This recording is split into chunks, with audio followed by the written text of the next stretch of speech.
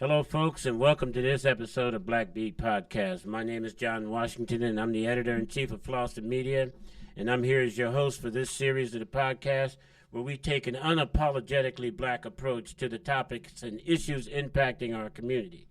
For the next several episodes, we will be launching into issues surrounding environmental justice as a part of the campaign we call Earth Needs Allies.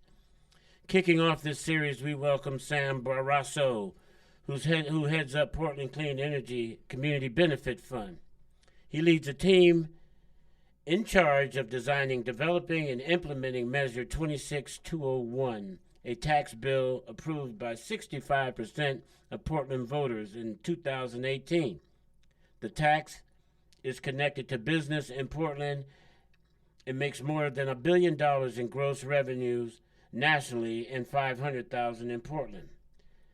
Sam's broad experience in environmental management, economics, finance, and social equity, coupled with his interest in opportunities revolving around ecosystem services, energy efficiency, renewable energy, and low emissions development strategies, makes him a top-notch Earth ally. And I say so. Boy, that was a mouthful, Sam. I couldn't believe you. And every time I read that, the question is, damn, Sam, what do you really do? I mean, that sounds like a whole lot of stuff for Earth Needs Allies. Damn, you sound like you driving the bus. I think I need to edit. I think I may need to go back to edit. Okay. Thank you for that, John. Yeah, no problem, Sam. Welcome today. Sam, tell us a little bit about yourself, man.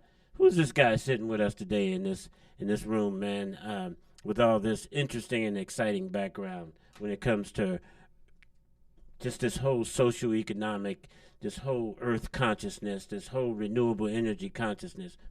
How'd you come about that, Sam? Tell us a little bit about yourself. Thank you, John.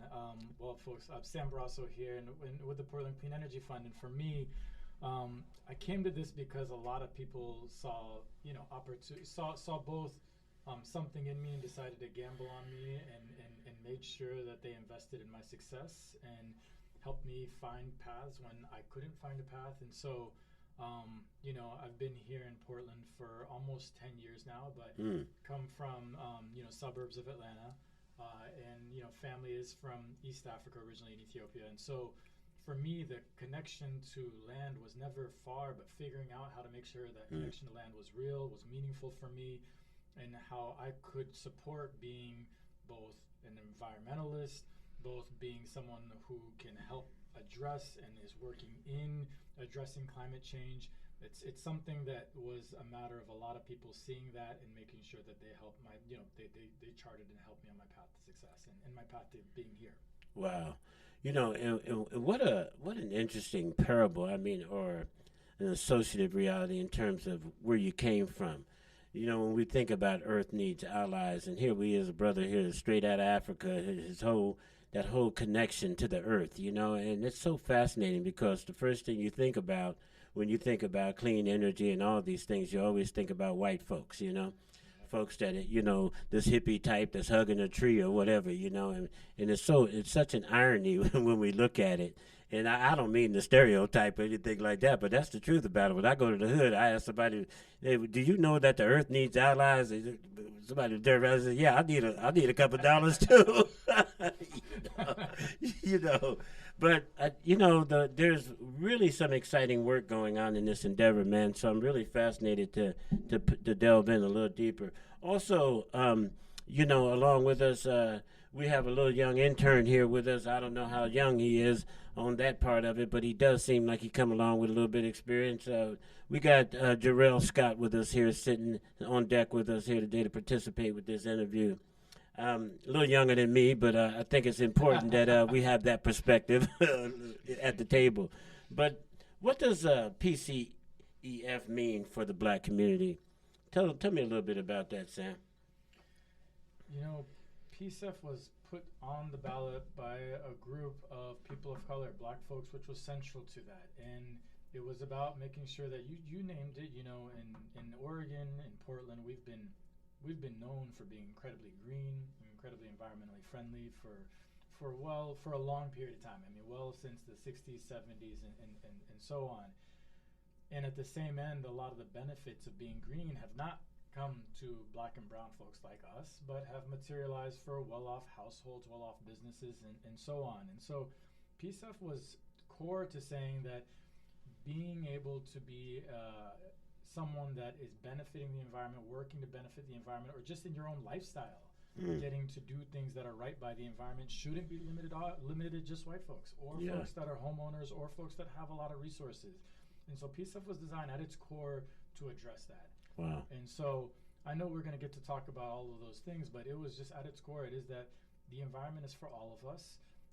And for so many of us, I mean, you called it earlier, but we've been doing this work for a long time, just not by those words. Yeah. And it's so amazing too, man, when I think about some of the stuff that I've been hearing out there. It's kind of strange where, everybody around the world is trying to find more land to plant more trees for oxygen, right? But the bottom line is there ain't enough land to plant the amount of trees that they need to be able to give the amount of oxygen to the amount of people we got.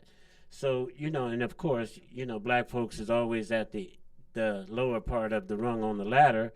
So we usually are receiving or being recipients of some unhealthy, objectives. And for me, it's really important that we do take the time to get more involved in this type of life-changing reality because, I used to have another young person that used to come around the program and they used to talk a little bit about every time something hit them in the solar plex, they say, life change, And this is one of them life change moments, man, when you think about it, I mean, where we're headed and the possibilities, I mean, here in Oregon, when we think about it, I don't have air conditioning in my house. It's kind of interesting. I had a big old house, but I do have a pool in the middle of the house, right?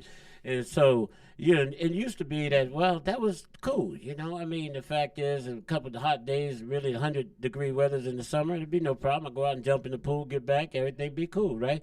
But, I've been jumping in that pool more this last couple of summers than I care to want to, If we have more hot days than before. Do you notice that, Sam, or you recognize that?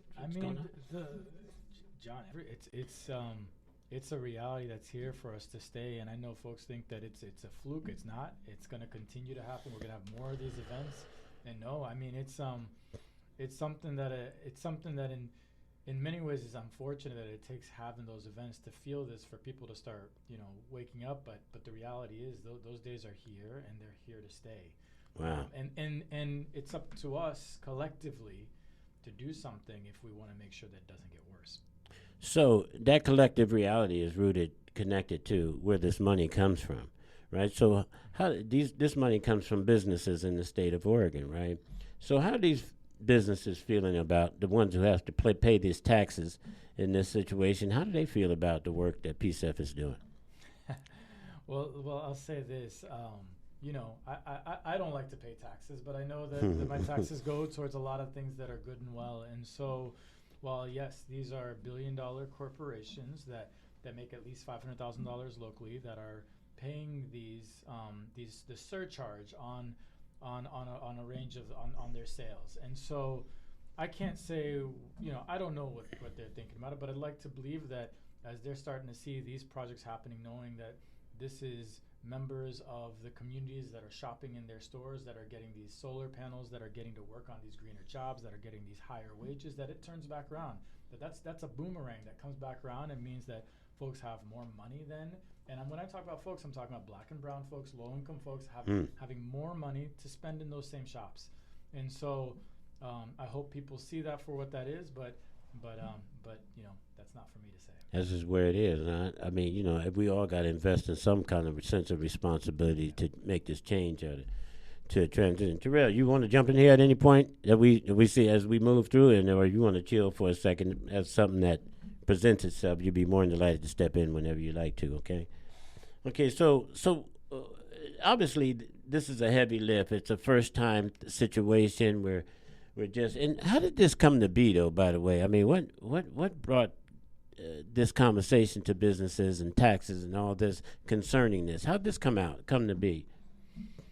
I think we're in an interesting time where, in the U.S. we've been expecting at a national level for climate action to happen for a long time. I mean, this whole Inflation Reduction Act, it is a terrible name, but we finally just recently took action at the federal level. So up until that, it's always been up to states, up to local cities, and up to local communities to make this happen. In this instance, this is about ingenuity and innovation in the Black community and brown communities to see that this is something that we shouldn't be left out of, and we need to be, if we're going to do this, we all need to be part of this. So, you know, in the same way that I'd say Oregon, Portland has been pioneers in doing other environmental programs, they're finally catching, you know, the state's finally, and it's catching up because Black and brown folks said we've got to do this for ourselves.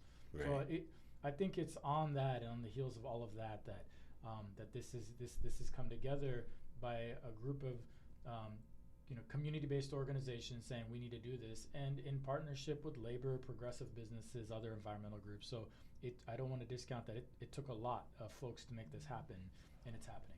Wow.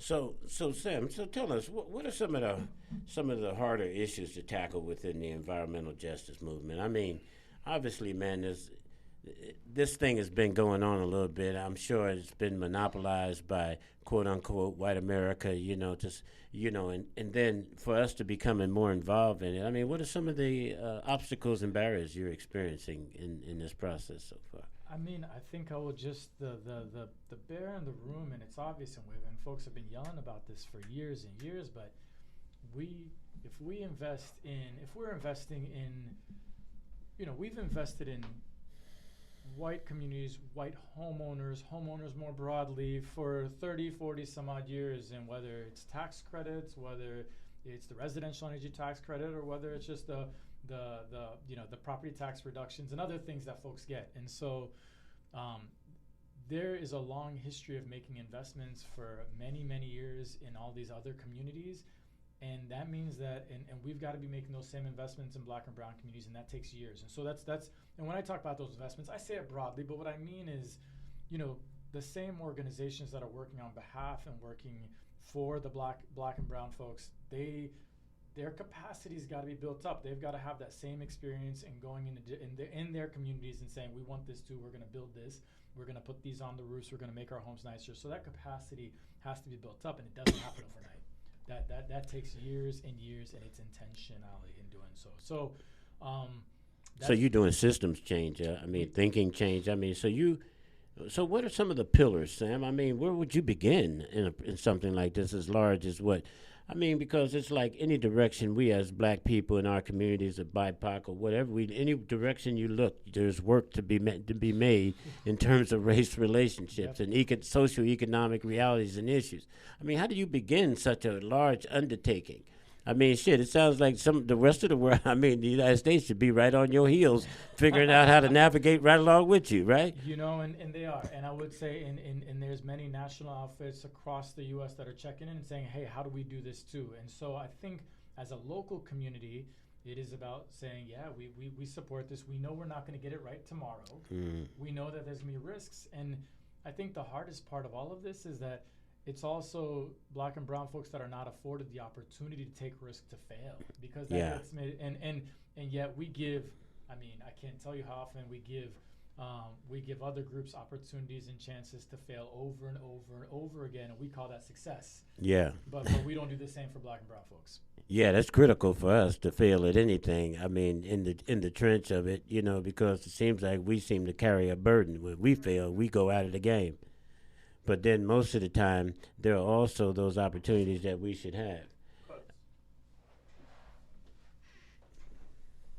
Sure thing. Look, what are you doing? Taking a break? Giving you more power.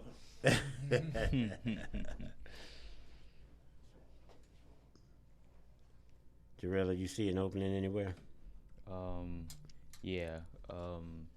Just thinking about asking about just like with like local communities and like how gentrification in like North and Northeast Portland has kind of affected like Portland, like wanting to enact on like climate change and environmental justice. Good, hold that one. That'd be good. I'll segue you in. All right. Onto that, yeah.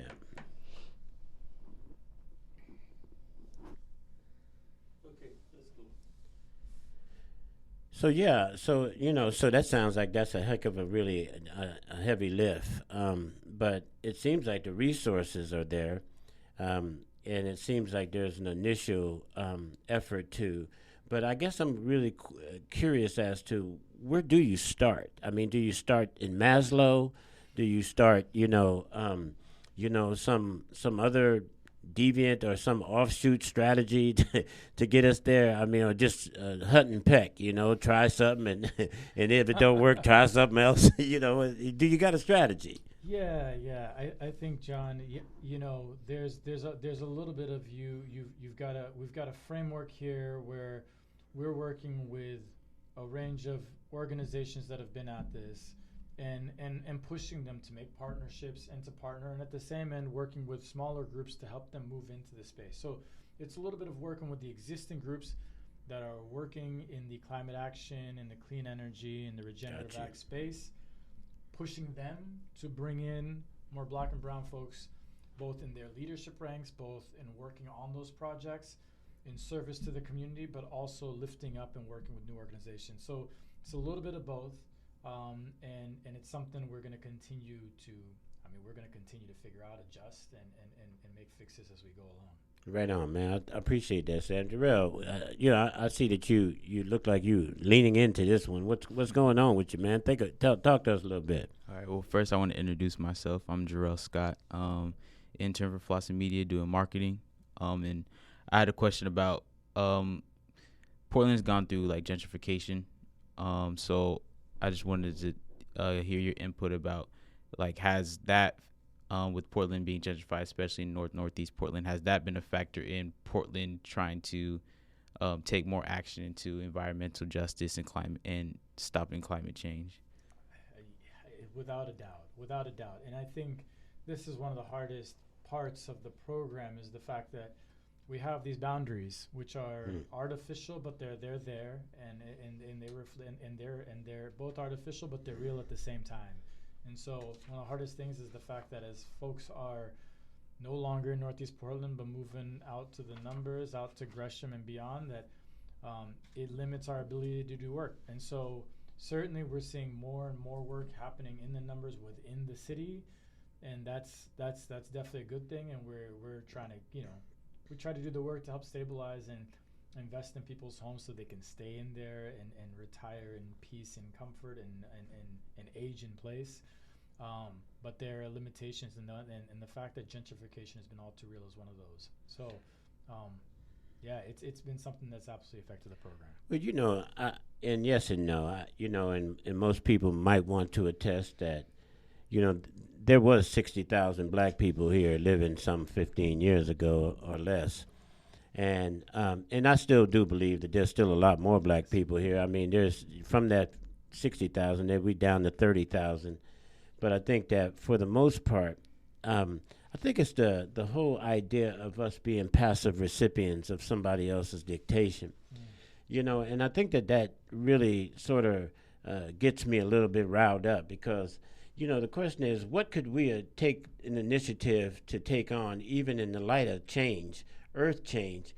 I mean, there's some real simplistic realities that we understand. I mean, if we can't heat our house, and then we look at homelessness, you look at all these things. And so for me, the socioeconomic aspects of that injustice, this sort of opens up a little bit more of that. But then, as I've always said, black folks is always too late to come, always late coming to the party, right? Somehow or another, they let us in the gate on these exciting opportunities. But this one, I see that we got a little bit of front-end edge on moving towards some of the strategic objectives and to be able to utilize some of these resources to jump on some of those pre-existing issues that we have that are, like I said, Black Lives Matter just revealed some of our issues.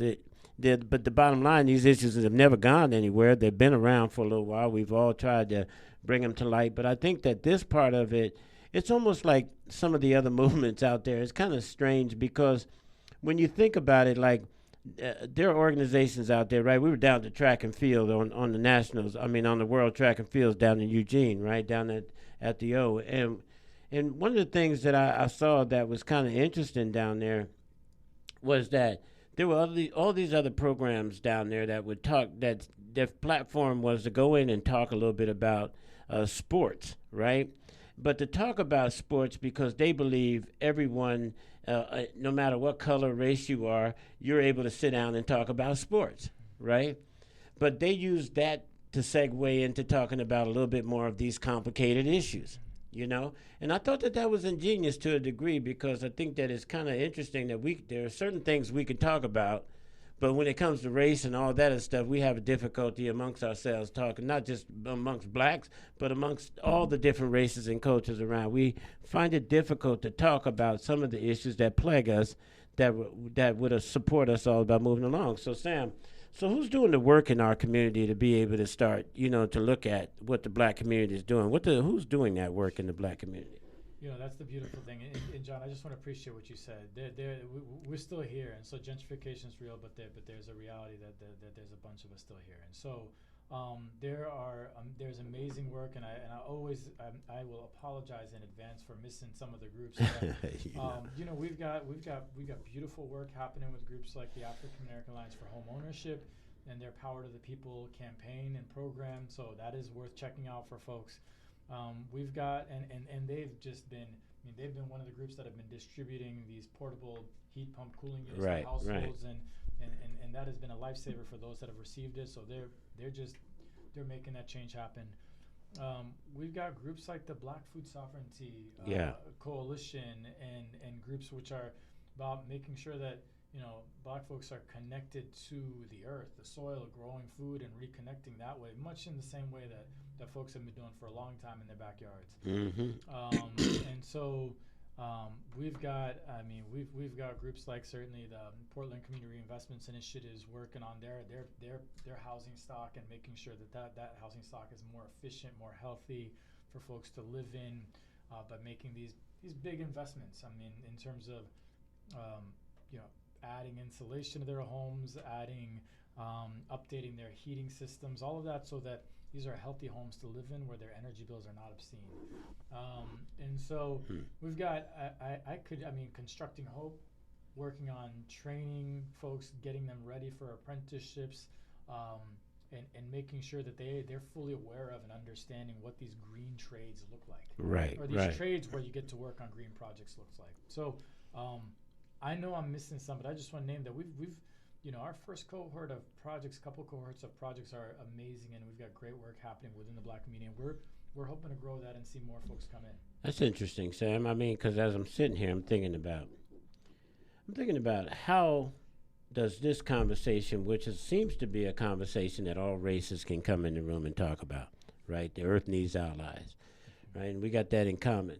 But do you think that this could be a segue also to being able to somehow enhance race relations in this country?